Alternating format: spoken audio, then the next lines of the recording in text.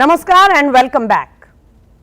One comment of West Bengal Chief Minister Mamata Banerjee on the internal politics of Bangladesh created an unwarranted situation for both the countries, and that too particularly at a time when New Delhi and Dhaka are sharing a very warm friendship and a relationship of great cooperation and understanding. So, what led Mamata Banerjee to make a comment not meant to be made by the Chief Minister of any state, and what does it portend for the foreign relations of the country, particularly in New Delhi and Dhaka's context, is what we are going to go through on Media Scan this evening. But before I come to our guests, let's just quickly listen in to what the West Bengal Chief Minister actually said, which started this entire debate. আমি বাংলাদেশ নিয়ে কোনো কথা বলতে পারি না, কারণ ওটা একটা আলাদা দেশ। যা বলার ইন্ডিয়া গভর্নমেন্ট বলবে, আমি বলতে পারি না। কিন্তু আমি এটুকু বলতে পারি, অসহায় মানুষ যদি বাংলায় দরজা খটখটানি করে, আমরা তাদের আশ্রয় নিশ্চয়ই দেব। তার কারণ এটা ইউনাইটেড নেশনসের একটা রেজুলেশন আছে, কেউ যদি রিফিউজি হয়ে যায় তাকে পাশের পার্শ্ববর্তী এলাকা তাকে সম্মান জানাবে। So, that was Mamata Banerjee. Just to paraphrase her comments in Bengali, what she meant to say was that while it is a matter for Government of India, she will be the first to go and open the doors wide if anybody comes to knock on the doors seeking shelter in West Bengal. And in that context, she also made a reference to the comment or the principle about refugees that has been made at the UNO. So, quickly I come to our guests for this weekend on Media Scan. Joining me here today, Abhijit Majumdar, senior journalist, political commentator. We are happy to have him on the show for the first time. Welcome, Mr. Majumdar. Namaskar. Thank you. Namaskar, Smita ji. And also with us, senior journalist and our colleague from Kolkata, consultant Prasanjit Bakshi. Welcome back, Prasanjit da. Thank you, Smita. And if I can come to you first, Prasanjit da, very quickly, you have been following the developments all through this week. What do you think actually prompted Mamata Banerjee to make such a policy statement on a matter which clearly is outside her domain? Look, Smita, all statement of any political leader that targets a particular audience, what we say target audience. Here also on 21st July when Mamata made the comment, it was targeted to a particular audience depending on whom Mamata is in power. She was back to power in 2021 in West Bengal. She was in a winning spree in 2024 Lok Sabha election. If I go in detail of that, I am talking about the minority population. If I am something specific, that Muslim population she wanted to address through this comment on 21st July. You know that of course Bangladesh was in a turmoil for few days during that period. But problem is that when Mamata Banerjee is opposing the CAA of Indian government, so you know that of course Mamata Banerjee was not welcoming the Hindus. If anything happened there, if any refugee come from Bangladesh, then obviously she was not welcoming Hindus. She was addressing to the so-called Muslims of Bangladesh, because she thought that it may increase the vote bank, whatever she has in West Bengal, that will add to by 2-3%. So that was the particular thing. But in the process of making the statement, she forgot that she still a chief minister, near a chief minister of a country, not the prime minister. Smita. Right. So, I understand the political calculations, which may have prompted her comment, which you have also very well pointed out. But we'll just quickly listen into what was the response from Government of India at a time when the Bangladesh government conveyed through its official channels the fact that Mamata Banerjee's comments have the potential to create confusion, and so they were clearly not pleased. We'll quickly listen into that comment from Government of India, the Ministry of External Affairs. I can confirm that we have received a diplomatic note, a communication from the Bangladeshi side protesting the comments made by Chief Minister of West Bengal. It is essentially on the lines that you will have seen in the reports that have come out today. Again, I would like to underline that under the 7th schedule, list 1, union list, item 10 of our constitution, the conduct of foreign affairs and all matters which bring the union into relation with any foreign country are the sole prerogative of the union government. So, that was the clear statement from the Ministry of External Affairs. Abhijit Majumdar, Mamata Banerjee is a many-time Chief Minister. She has served as a minister in the union government. She is one of the senior most politicians of the country. Is it anybody's case that she would not be aware of this division of subjects between the center and the states, considering that saving the constitution, following the constitution is one of her biggest political slogans? No, this is pure cynical vote bank politics by Mamata Banerjee. There's, it has nothing to do with her. She has been a member of the parliament for such a very long time. She has actually during, in her earlier avatar, she has protested on the well of the house, infiltration of Bangladeshis. Yes. So suddenly for her to forget all that, every constitutional knowledge that she has is not possible. Now, this is pure and simple vote bank politics. Mamata knows, on how many counts she is either, she is not speaking the truth. One is that the entire subject of foreign affairs, relations with the foreign countries under the 7th schedule, which is entirely handled by, which is a union subject handled by the union government. State governments have absolutely no say about in it. Second, she referred to something like a refugee. We are, refugees. We are supposed to bound by UN rules to take refugees. She also knows that India, neither India nor Bangladesh are signatories to the 1951 UN Refugee Convention nor the 1967 protocol. So we are not bound to take any refugee on UN's behest. If we at all shelter somebody, it is, we decide who we shelter. So she is, completely aware of that. This is cynical and I would say very, very dangerous politics, especially at this point of time, when Bangladesh is in the throes of political agitation, violence. There are Islamist elements which are actually sort of embedding themselves with genuine student protesters. And West Bengal under Mamata Banerjee has actually, very ironically, at a time when Sheikh Hasina has been cracking down on Islamists, right from the trials of the Razakars onwards, when she has been cracking down, West Bengal has provided refuge absolutely, coolly.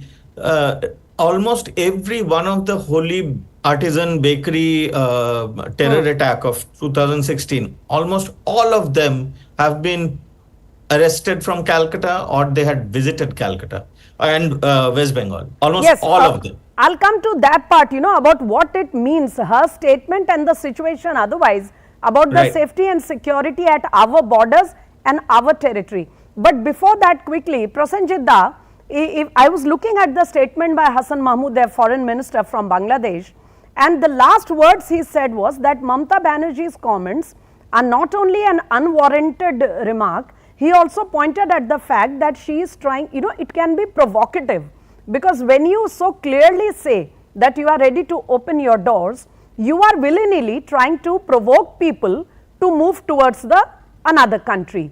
Do you think that is a cause of concern here also? Of course, on one side, this the same Mamata Banerjee always condemned the border security force for so-called infiltration from the neighboring countries for the failure of BSF. And when the central government or the BJP, they blame on Trinamool Congress regarding cow smuggling, then to counter that, Mamata Banerjee talk about the involvement of the border security force. And now, on the other hand, when she is saying that she will be welcoming the so-called refugees from the neighboring countries, so what the BSF will do then? So that is one thing. Secondly, when Mr. Hassan Mahmuds, particularly, we must remember that the pronunciation of the name of the honorable foreign minister of our neighboring country is Hassan, not Hassan. When Mr. Mahmood was saying that, it was really painful for Mr. Mahmood and his government, because for the long 10 days they were battling to pacify the agitation what was happening there in the name of quota system. And as Abhijit was rightly says, that different forces were embedded behind the genuine student protesters. So this was a challenge for the Sheikh Hasina government there. So when they were facing such type of challenge, such comment from the neighboring country, I must say country, I'm not talking about the state, and that too with a similar culture, with similar language, with similar skin texture. When West Bengal is, the chief minister is saying like this, so that would have become more difficult for the Sheikh Hasina government to control their own situation there. Yes. And obviously that could have been a provocative one for them to control the situation, Smita.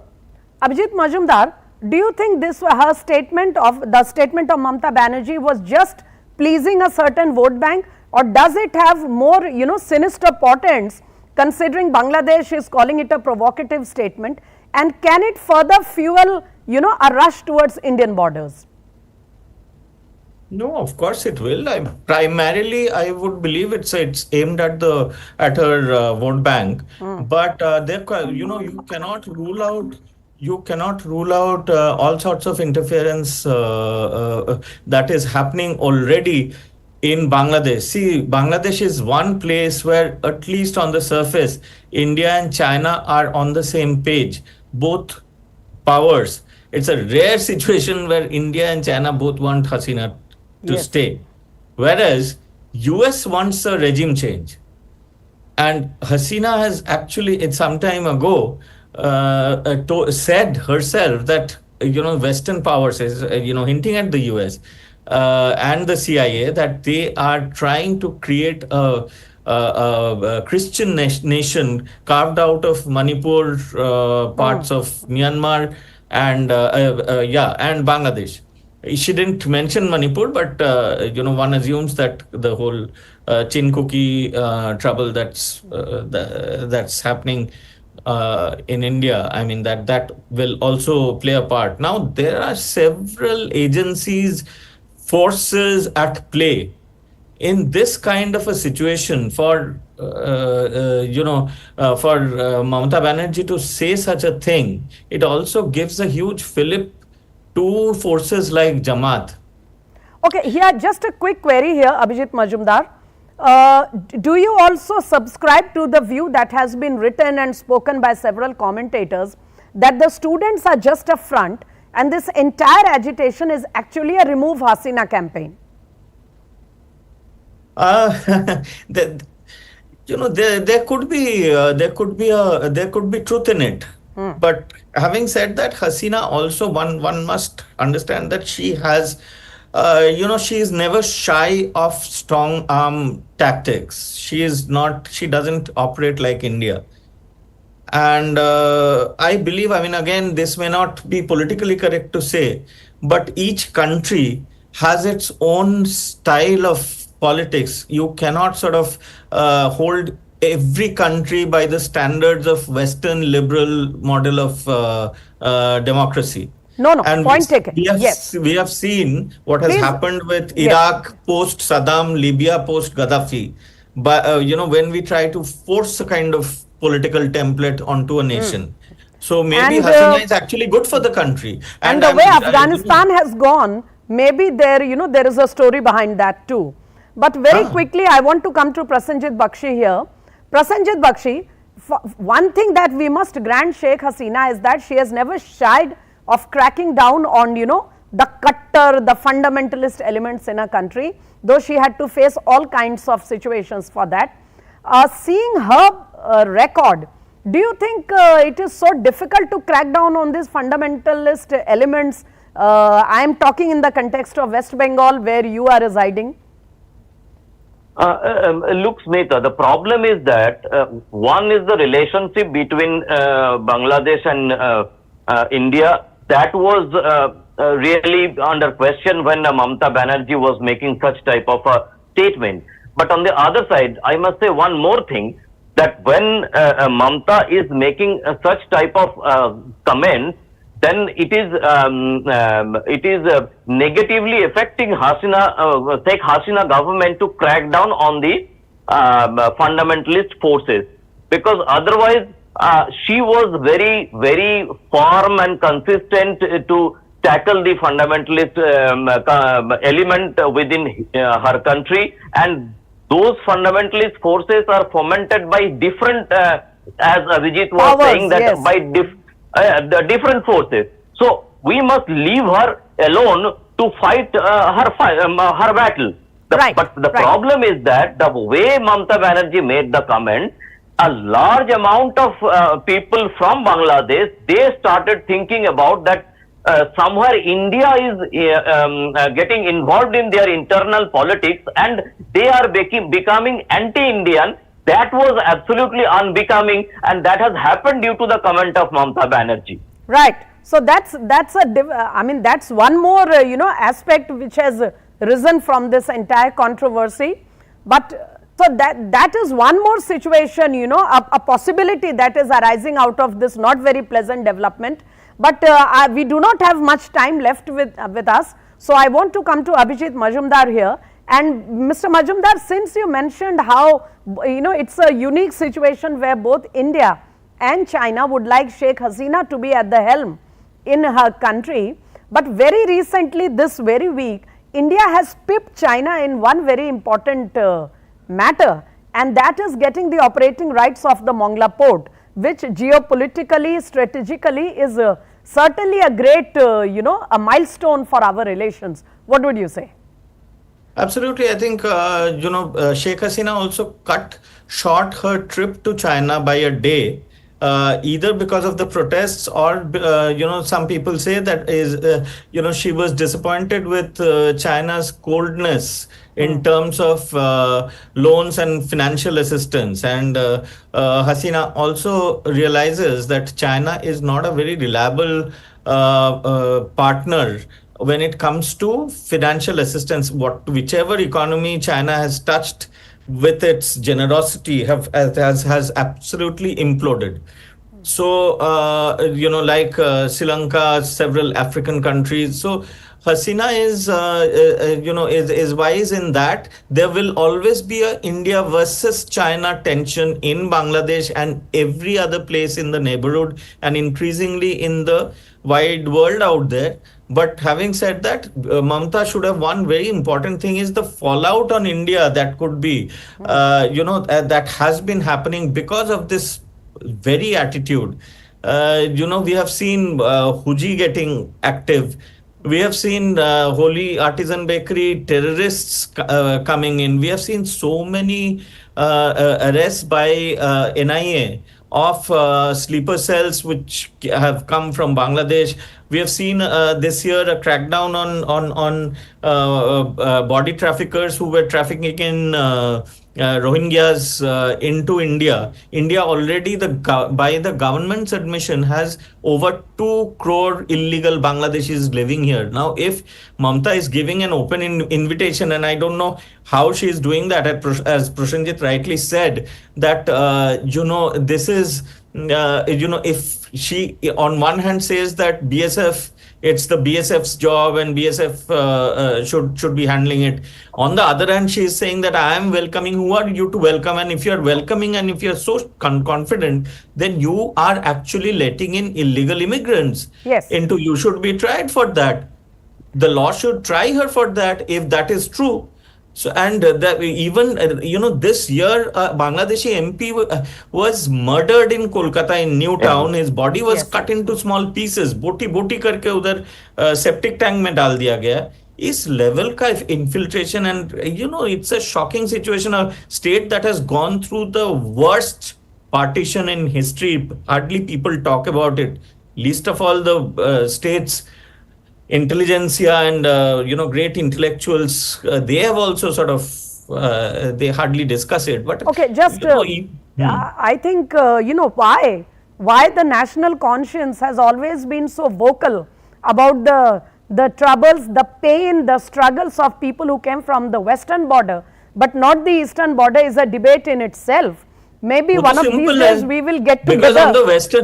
Because on the western border there was a backlash. It was hit back. On the eastern border it was a one-sided genocide. And when there was backlash in Bihar, in places in Bihar and in Kolkata, Gandhi sat on this thing, Anshan. Yes. So that is all a matter of recorded information. But coming back to our topic of today, Prasanjit Bakshi, Abhijit da just mentioned about the BSF. Not just the BSF, even other paramilitary CAPFs have been hobbled with the policies of the Mamata government in trying to carry on the duty that is assigned to them. Do you think the issue of control over infiltration is better now compared to the past few years? What is the status of things, briefly? Look, Smita, I would like to point out one thing what Abhijit mentioned, that this murder of the Awami League member of parliament in Kolkata, the way that has happened, the way the criminals of Bangladesh, they consider Kolkata as one of the safest place to carry out such type of a heinous crime. After that, I think Mamata has no right to talk about so-called humanity, so-called shelter to the refugees. Rather, I think she must think about the Rohingyas, how the body trafficking of Rohingyas happening. I think I must say that in a organized crime way. It is an organized crime, the way this Rohingyas are getting shelter in different parts of Sundarban and other areas. You remember this Shahjahan episode, and I think the entire universe know about this. So that was one of the tip of iceberg, that how this Rohingya issue is getting flaring up in West Bengal. And tomorrow, I believe that in the banks of Yamuna, you will find or as the housemaid of somewhere in Greater Noida, you will find this Rohingyas courtesy Mamata Banerjee. So, Abhijit Majumdar, while Mamata Banerjee is so generous to welcome people from across the border if they want to escape the situation in their home country, West Bengal, like some other states, has been exporting the workforce to the rest of the country, particularly cities. No, West Bengal doesn't even have to export. It's one of the biggest transit points of all sorts of things, not just illegal men and women. West Bengal, Assam, etc. All the trains going out from there all over India, they go out with proper documentation, Aadhaar, everything made for them. You and I or Prasanjit will not have the kind of documents that these guys have of India. They go out, arms go out. Yes, sir. Prasanjit, you were saying something.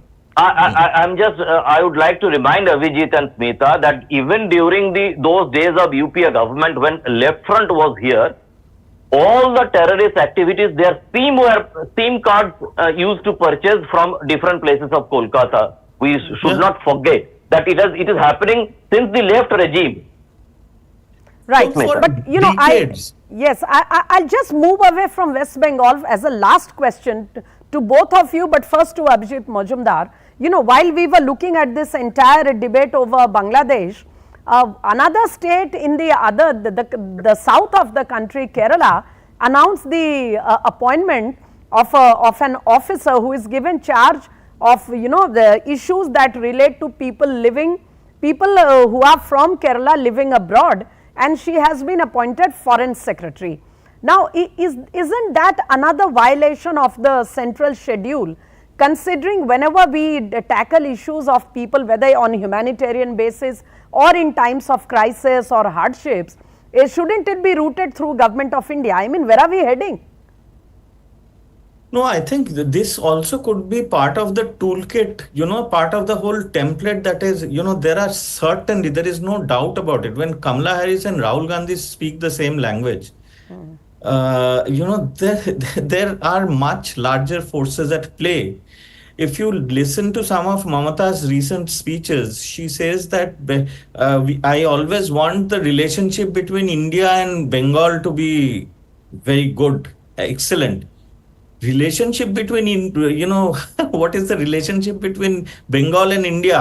How can there be a relationship between Meaning my Bengal right hand and Bengal is a sovereign body? unit. Yeah. So it is, you know, somebody, a larger force. This is my belief.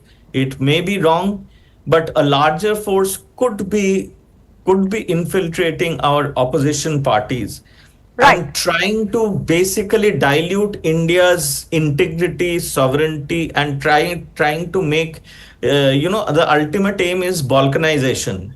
That Right, each state point demands. taken, Abhijit Majumdar, but I am afraid that's all the time we had. I'll have to put a stop on this conversation for today. But both of you guests, Abhijit and Prasanjit Da, have raised some very pertinent questions, and we'll get back to them one of these days again.